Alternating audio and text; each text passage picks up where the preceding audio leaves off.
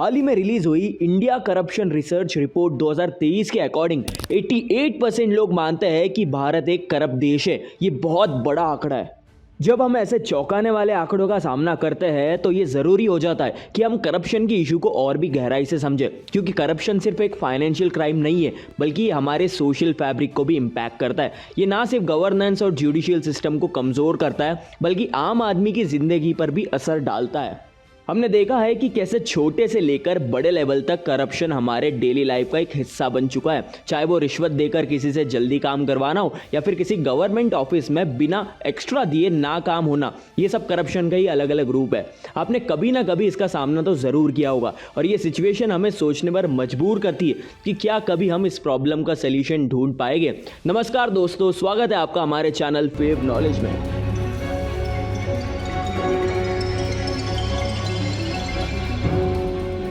दोस्तों, जब हम करप्शन की बात करते हैं तो सबसे पहले हमें इसके करंट सिनेरियो को समझना होगा। आइए देखते हैं कि आज भारत करप्शन के मामले में कहां पे खड़ा है। भारत में करप्शन के करंट सिनेरियो को समझने के लिए हम ट्रांसपेरेंसी इंटरनेशनल के करप्शन परसेप्शंस इंडेक्स को देखते हैं। 2022 में भारत का स्कोर 40 आउट ऑफ 100 था, जो कि दुनिया भर के 180 देशों में से 85th पोजीशन पे है।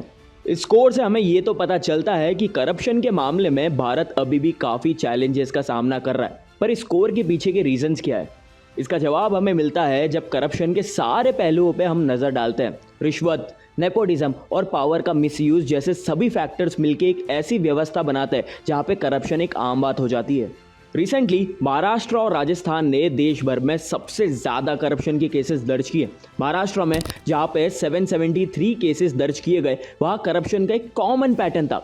सरकारी दफ्तरों में रिश्वत और टेंडर प्रोसेस में गड़बड़ी। राजस्थान में 501 केसेस में से कई में सरकारी फंड्स का मिसयूज और लैंड स्कैम शामिल थे।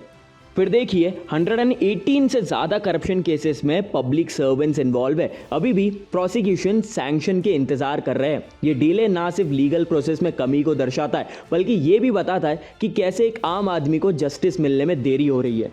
और ये सिर्फ एक या दो केसेस की बात नहीं है, बल्कि ऐसे हज़ारों केसेस हमारे देश में हर साल सामने आते हैं। भारत की अर्थव्यवस्था में करप्शन की वजह से हर साल करोड़ों रुपयों का नुकसान होता है। पब्लिक फंड्स जो डेवलपमेंट के लिए यूज़ होने चाहिए, वो करप्ट ऑफिशियल्स की जेब में चले जाते हैं। इंफ्रास्ट्रक्चर, हेल्थ केयर और एजुकेशन जैसी ज़रूरी सेक्टर्स में पैसे नहीं पहुंच पाते। इससे ना सिर्फ देश की इकोनॉमी पे बुरा असर पड़ता है, बल्कि समाज में अमीर और गरीब के बीच की खाई और भी गहरी होती जाती है। आम आदमी जो पहले से ही संघर्ष कर रहा होता है, उसके लिए बेसिक सर्विसेज तक पहुंचना भी मुश्किल हो जाता है। इसका एक एग्जाम्पल है जब गरीब लोगों को बिना रिश्वत दिए बेसिक सरकारी सेवाएं तक नहीं मिल पाती, और इससे लोगों का विश्वास सरकार और उसके इंस्टीट्यूशन पर से उठने लगता है। ये ना सिर्फ डेमोक्रेसी के लिए खतरा है, बल्कि एक ऐसा एनवायरनमेंट भी क्रिएट करता है जहाँ पे लोग कानून को अपने हाथ में लेने लगते हैं। अब करप्शन के इतने डिजास्टरस इम्पैक्ट को देखते हुए एक ज़रूरी सवाल खड़ा होता है, इसकी जड़ें कहाँ है। हमारे देश में करप्शन की जड़ें काफ़ी गहरी है और कई दिशाओं में फैली हुई है। सबसे पहले पॉलिटिक्स एंड ब्यूरोक्रेसी में, यहाँ पे पावर एंड अथॉरिटी का गलत इस्तेमाल एक आम बात हो चुकी है। सोचिए एक दफ्तर का सीन जहाँ हर डिसीजन के पीछे कुछ एक्स्ट्रा चाहिए होता है। ये रिश्वत, नेपोटिज्म और फेवरेटिज्म तक फैला हुआ है। फिर आता है हमारे सोशल नॉर्म्स। हमारे सोसाइटी में कई बार करप्शन को नॉर्मल मान लिया जाता है, चलता है या सब करते हैं जैसी सोच से ये प्रॉब्लम और भी बढ़ जाती है। और फिर आते हैं सिस्टमैटिक इश्यूज, रेड टेप यानी लंबे और कॉम्प्लेक्स एडमिनिस्ट्रेटिव प्रोसेस, जिससे लोग अक्सर रिश्वत का सहारा लेते हैं। कम इनकम भी एक बहुत बड़ा रीज़न है जिसके चलते सरकारी कर्मचारी गलत तरीके अपनाते हैं। और सबसे बड़ी बात ट्रांसपेरेंसी की कमी, जो कि करप्शन को छुपा के रखती है। लेकिन क्या इसका कोई समाधान है? इससे पहले हम इस पर चर्चा करें, आपकी क्या सोच है हमें नीचे कमेंट सेक्शन में ज़रूर लिख के बताएं। करप्शन का सल्यूशन इतना आसान नहीं है, लेकिन इम्पॉसिबल भी नहीं है। कुछ कदम उठाकर इस प्रॉब्लम को कम किया जा सकता है। आइए देखते हैं कुछ तरीके जिससे करप्शन को कम कर सकते हैं।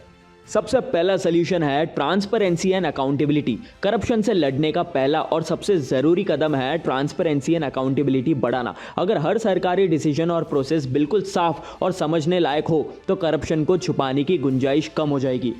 इसके लिए RTI यानी राइट टू इंफॉर्मेशन एक्ट एक पावरफुल टूल है, लेकिन इसे और भी मजबूत करना होगा। हर सरकारी विभाग में RTI का इस्तेमाल आसान और इफेक्टिव बनाकर इससे आम आदमी को सरकारी डिसीजंस और फंड्स के इस्तेमाल की जानकारी आसानी से मिल सकती है। ट्रांसपेरेंसी बढ़ा के अधिकारियों पर अकाउंटेबिलिटी का प्रेशर भी बढ़ता है, जो उन्हें करप्शन से दूर रखता है।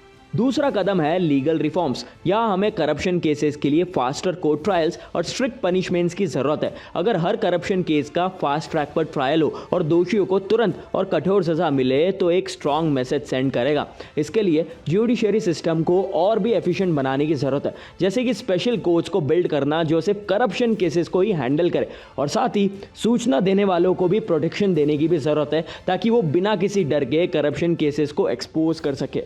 तीसरा सोल्यूशन है यूज़ ऑफ टेक्नोलॉजी। टेक्नोलॉजी का यूज़ करप्शन से लड़ने में एक गेम चेंजर साबित हो सकता है। इमेजिन कीजिए, अगर सरकारी प्रोसेस फुल्ली डिजिटल हो जाए तो मैनुअल इंटरवेंशन कम हो जाएगी और इसके साथ ही रिश्वतखोरी भी बहुत कम हो जाएगी।